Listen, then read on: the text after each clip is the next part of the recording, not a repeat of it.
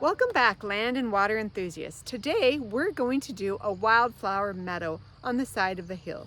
So let's get started. Wildflower meadows can take all kinds of shapes and sizes.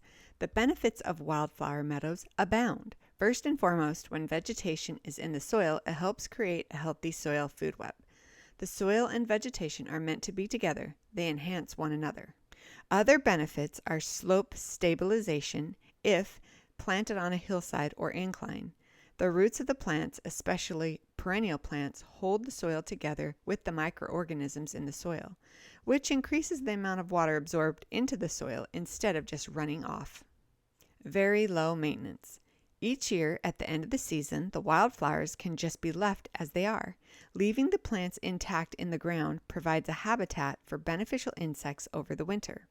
The flower plants will decompose down somewhat over the winter, and the new growth will grow up through any remaining plants from the previous year, covering any dead plant matter. The perennial flowers will grow back up from the root of the plant, and the annuals of most wildflower seed mixes will reseed themselves. Pollinator attractors. They are major attractors of beneficial insects, including many types of pollinators, which helps pollination for all the vegetation on your property, increasing all crop yields. Increases beauty. Wildflower meadows can increase the beauty and diversity on your property with many different sizes and colors. Giving variety to your property, it also creates a polyculture, which is a healthier system, much more healthy than a monoculture grass area. This growing area was originally covered in unpleasant weeds that were thorny, making it hard to get to the blueberry bushes. See our video on making a pathway to see how we covered the weeds in cardboard and wood chips.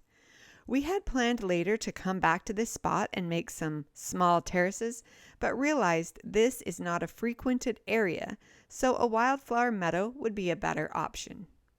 Next, we found some seeds. For this video in this area, we had access to an abundant amount of flower seeds, both annual and perennial, for free that we mixed together. So we chose to use the free seeds on this small slope. Our favorite place to buy wildflower seed mixes is Eden Brothers. They have a wide variety of mixes from dry climates to shade tolerant, as well as annuals and perennial mixes, or just perennial mixes, or just annual mixes. Now the fun part is scattering the seeds. We scattered the seeds over the wood chips, not too densely. It's always good to save some seed to scatter later if the first time you scatter them, they don't grow. Much better to scatter smaller amounts of seed more often than scattering all the seeds at once. Fall and spring are great times to scatter seeds.